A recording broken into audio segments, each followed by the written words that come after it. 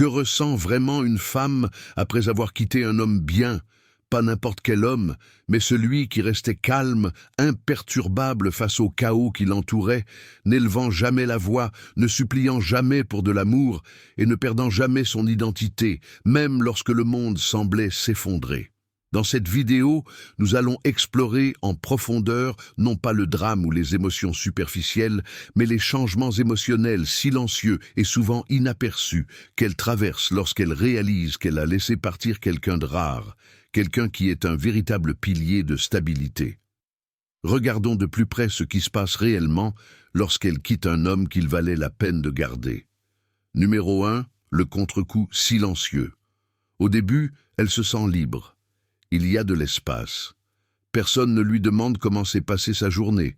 Plus de textos de bonjour, plus de conversations profondes tard dans la nuit. Elle a l'impression d'avoir retrouvé son temps, de pouvoir enfin respirer. Ce sentiment de liberté ressemble presque à un soulagement. Mais ce n'est que la surface, car la liberté sans véritable connexion devient vite lassante. Elle pensait qu'elle se sentirait plus légère. Elle pensait que quitter un homme bien signifiait se diriger vers quelque chose de meilleur, de plus excitant. Mais à la place, il y a ce vide étrange et grandissant. Et il ne crie pas, il chuchote, il fredonne en arrière-plan de sa vie quotidienne. Dans les moments où son téléphone reste silencieux, pendant le trajet tranquille pour rentrer chez elle, quand personne n'attend de savoir comment s'est passée sa réunion, dans le restaurant où elle s'asseyait en face de lui. Maintenant, seule la chaise lui semble familière. Et puis le silence commence à changer de forme. Il ne s'agit plus seulement de l'absence de messages ou d'appels. Il devient une présence en soi. Pas seulement le fait qu'il soit parti, mais comment il est parti. Pas de drame, pas de supplication, personne qui la poursuit ou essaie de prouver quoi que ce soit. Juste du calme, juste de la paix. C'est là que ça commence vraiment à piquer. Elle s'attendait au chaos, à l'émotion, peut-être même au désespoir. Mais à la place, elle est confrontée à l'immobilité. Une immobilité qu'elle ne parvient pas tout à fait à déchiffrer. Et cela la perturbe, car au fond d'elle, elle le sait. Ce n'est pas le silence de quelqu'un qui fait semblant. C'est le silence de quelqu'un qui a accepté. Quelqu'un qui ne se contente pas de partir. Il lâche prise avec intention. Et dans cette immobilité, il devient inoubliable. Voyez-vous, un homme bien, surtout celui qui vit avec un état d'esprit stoïque, ne réagit pas par le bruit ou le chaos. Il ne court pas après quelqu'un qui l'a laissé partir. Il retourne simplement à lui-même. Il réfléchit, retrouve son centre et laisse le temps parler en son nom. Comme l'a écrit un jour Marc Aurèle, « Nulle part l'homme ne trouve de retraite plus tranquille ou moins troublée que dans sa propre âme. » Et c'est exactement là où il va. Il ne publie rien pour prouver qu'il va bien. Il ne se jette pas dans les distractions pour se sentir désiré. Il s'ancre, il se reconstruit. Et c'est cela, ironiquement, qui commence à attirer de nouveau son attention, car elle commence à réaliser que la connexion qu'elle avait n'était pas commune. Il n'était pas seulement un type bien, il était solide, présent, attentionné, le genre d'homme qui écoute profondément, qui ne joue pas à des jeux, qui la faisait se sentir vue. Maintenant qu'il est parti, tout le bruit autour d'elle commence à sembler vide. L'attention des autres n'est pas aussi profonde, les conversations ne semblent pas aussi sûres, et lentement, elle commence à ressentir le contre-coup. Non pas parce qu'il l'a punie par la distance, mais parce que son absence, gérée avec grâce et respect de soi, lui rappelle sa valeur, ce qu'elle a abandonné, et plus important encore, ce qu'il ne lui offre plus. C'est le pouvoir silencieux d'un homme qui choisit la paix plutôt que de devoir se prouver. Et dans ce silence, quelque chose change, pas en lui, mais en elle. Si vous avez déjà été cet homme, ou si vous essayez de le devenir, souvenez-vous, vous n'avez pas besoin de crier votre valeur. Laissez votre silence faire écho à votre force. Laissez votre calme tout dire, elle le sentira, peut-être pas aujourd'hui, mais finalement, le contre-coup arrive toujours. Numéro 2. Comparer le chaos au calme.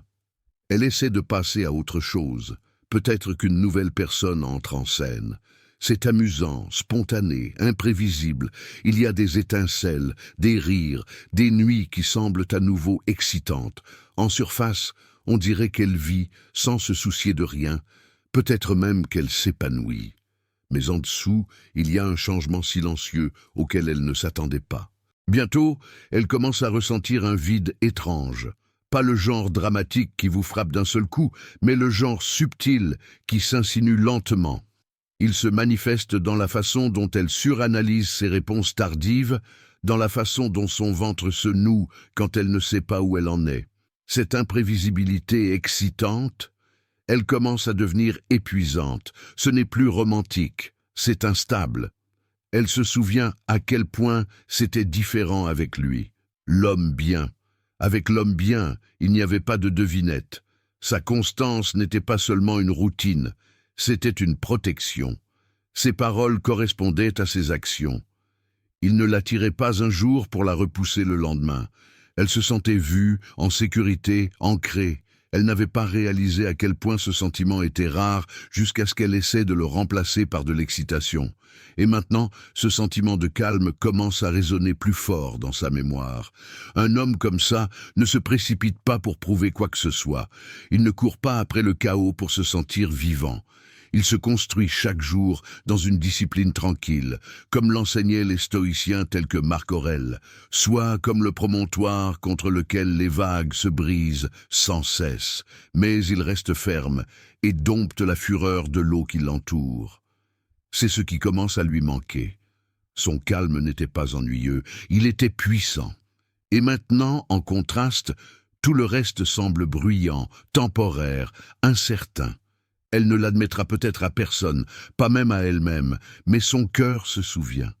Pas du frisson, mais de la tranquillité, pas de l'étincelle, mais du feu constant, pas du drame, mais de la dignité.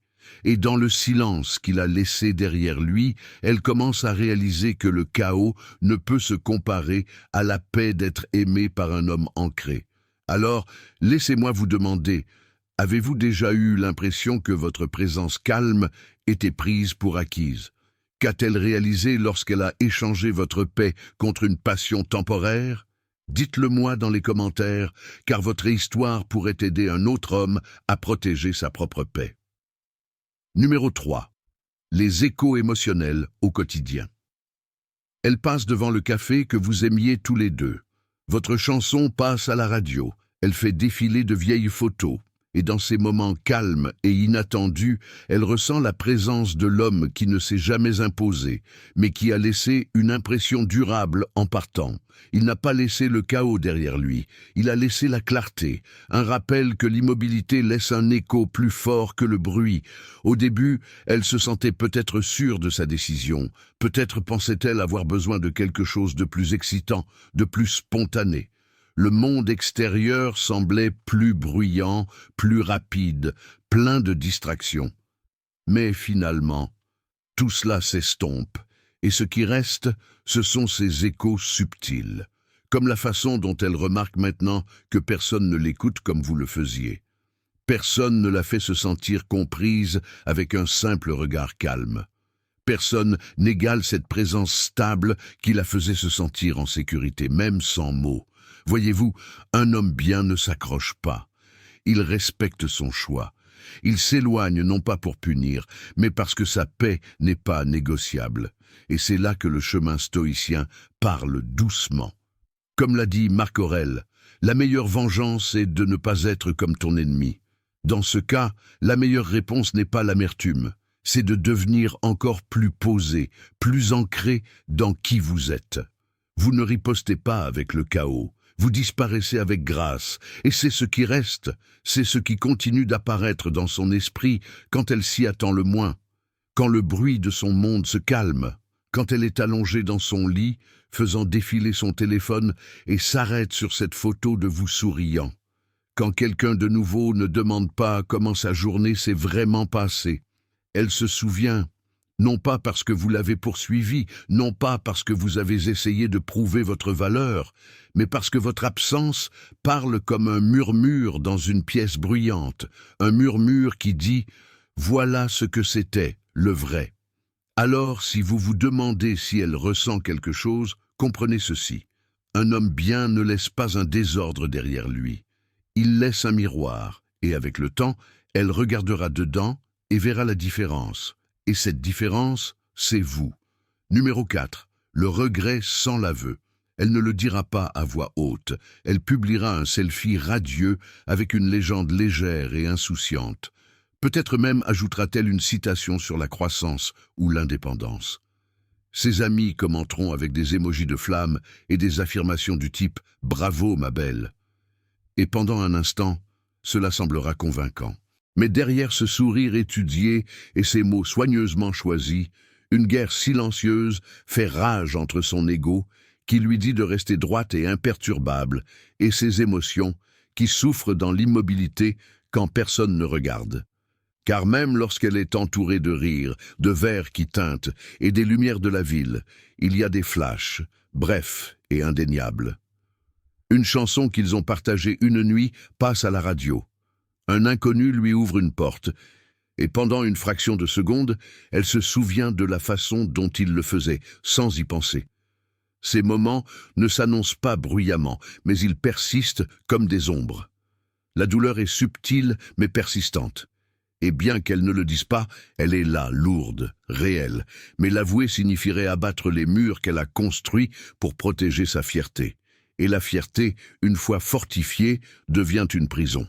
Elle se souvient de lui plus clairement maintenant, non pas comme d'un homme parfait, mais comme d'un homme stable, émotionnellement ancré, fiable d'une manière qui ne demandait pas d'applaudissements. Il n'avait pas besoin du chaos pour se sentir proche. Il ne jouait pas à des jeux pour la laisser dans le doute, il était la paix incarnée, le genre d'homme qui était présent parce que c'était sa nature, pas parce qu'il voulait quelque chose en retour. Et maintenant, dans le silence qu'il a laissé, le bruit qu'elle recherchait autrefois semble creux. L'excitation qu'elle pensait vouloir est fugace, temporaire, épuisante. Mais elle ne le contactera pas. Elle tapera un message, fixera l'écran, puis l'effacera avant de l'envoyer. Elle consultera son profil, cherchera des signes qui lui manquent aussi, mais elle ne le dira pas. Pas « tu me manques », pas « j'ai eu tort ». Au lieu de cela, elle restera silencieuse, espérant peut-être qu'il brisera le silence, espérant peut-être qu'il reviendra pour apaiser l'inconfort qu'elle porte désormais. Ce qu'elle ne sait pas, c'est qu'il est déjà parti. Pas par colère, pas par dépit, mais avec clarté. Parce qu'un homme stoïque ne mendie pas pour clore un chapitre, il devient cette clôture. Il n'essaie pas de décoder des signaux contradictoires ou de guérir des blessures qui ne sont pas les siennes. Il accepte les choses telles qu'elles sont, pas comme il voudrait qu'elles soient. Son silence a parlé, sa distance a suffi, et il a écouté. Il n'est pas parti pour lui donner une leçon. Il est parti pour protéger sa paix, pour rester ancré dans ses valeurs. Il comprend que l'amour, sans respect, n'est pas de l'amour du tout, et que supplier pour une présence n'est pas de la force, c'est de l'auto-abandon. Alors, il a choisi le respect de soi.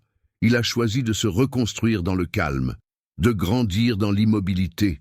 Et c'est cela, plus que tout, qui la déstabilise maintenant. Pas seulement le souvenir de lui, mais le calme inébranlable qu'il porte sans elle. La paix qu'elle trouvait ennuyeuse lui semble maintenant puissante. L'homme qu'elle supposait attendre pour toujours ne l'a pas fait. Il a avancé sans faire de scène, sans amertume, sans besoin. Il ne cherche pas la validation. Il n'essaie pas de prouver sa valeur. Il est, tout simplement, calme, ancré, présent. Et maintenant, la liberté qu'elle croyait être sa victoire est devenue sa silencieuse envie. Numéro 5. Le poids de l'effort unilatéral. Les nouvelles relations demandent des efforts. Mais maintenant, elle remarque que c'est elle qui fait toute la course, tout le travail émotionnel, qui maintient tout ensemble. C'est elle qui prend contact, qui essaie de garder la flamme vivante, qui doute constamment de ses humeurs, se demandant où elle en est. Cela semble anormal, épuisant même. Mais elle l'ignore au début, pensant que c'est peut-être juste comme ça que ça se passe. Puis, dans un de ces moments de réflexion tranquille, Peut-être après un désaccord ou lorsqu'il oublie quelque chose d'important, quelque chose fait tilt.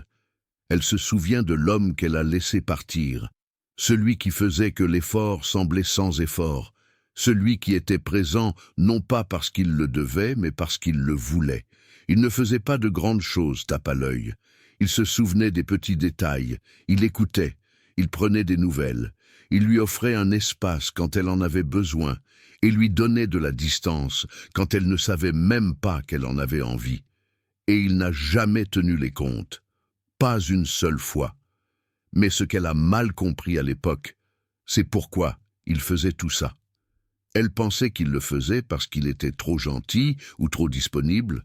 Peut-être a-t-elle confondu son calme avec un manque de caractère. Mais maintenant, étant de l'autre côté du déséquilibre émotionnel, elle voit les choses différemment. Cet homme bien ne donnait pas trop par insécurité, il donnait à partir d'un profond réservoir de force intérieure.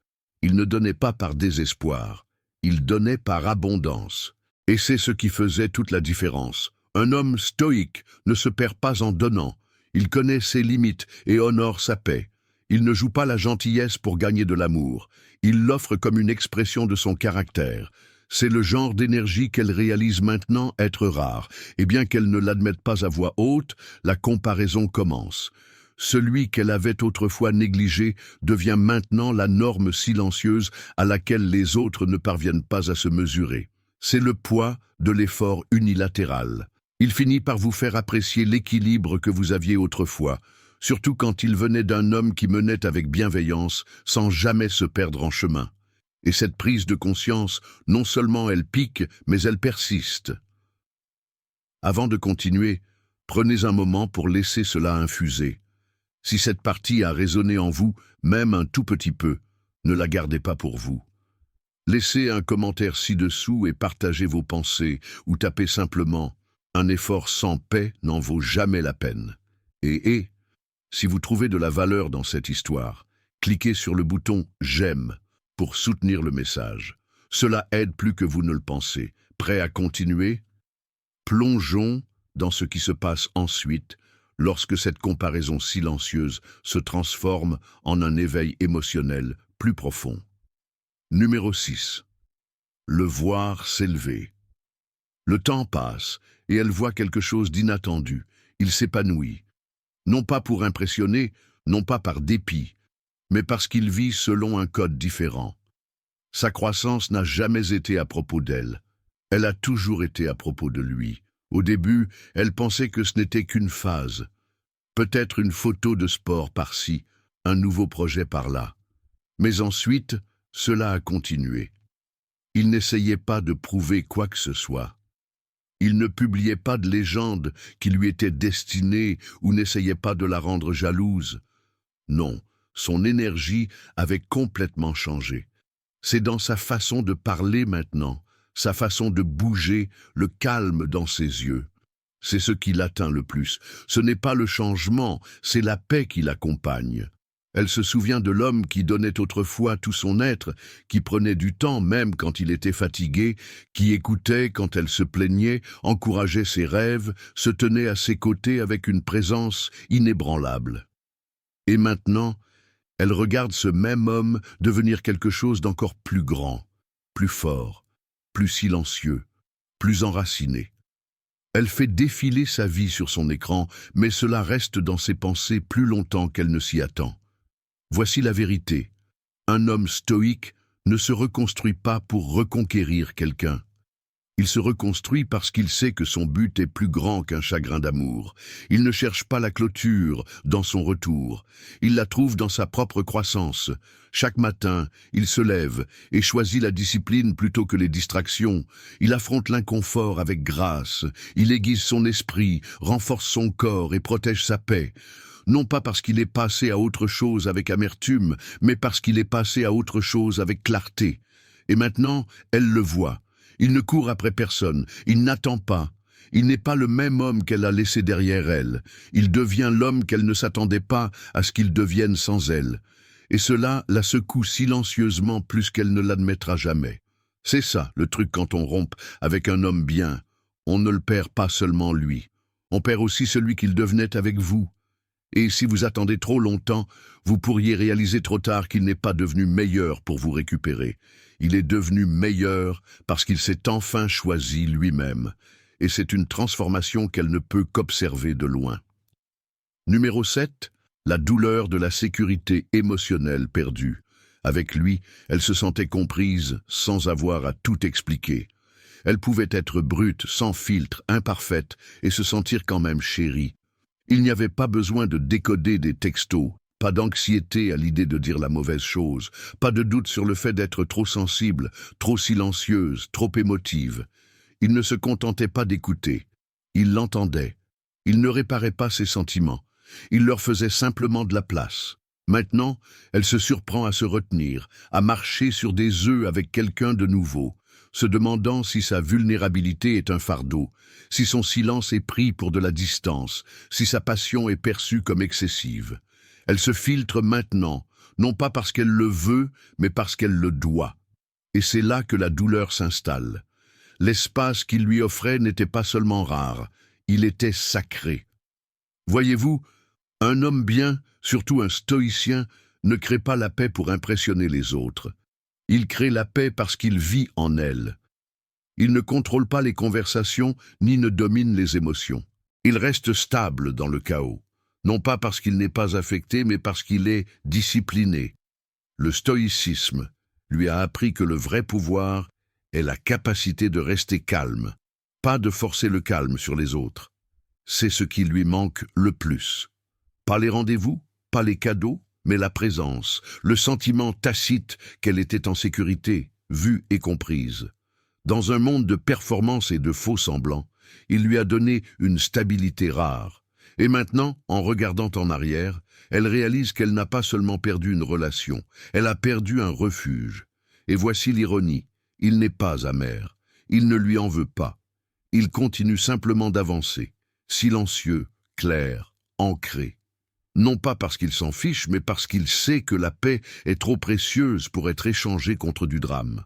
Ce genre d'homme n'est pas facilement remplaçable. Et une fois qu'elle ressent le contraste, les jeux de devinettes émotionnelles, l'incertitude, le jugement subtil, elle commence à désirer à nouveau ce qu'elle avait autrefois, mais n'appréciait pas pleinement. Le calme, la clarté, la sécurité.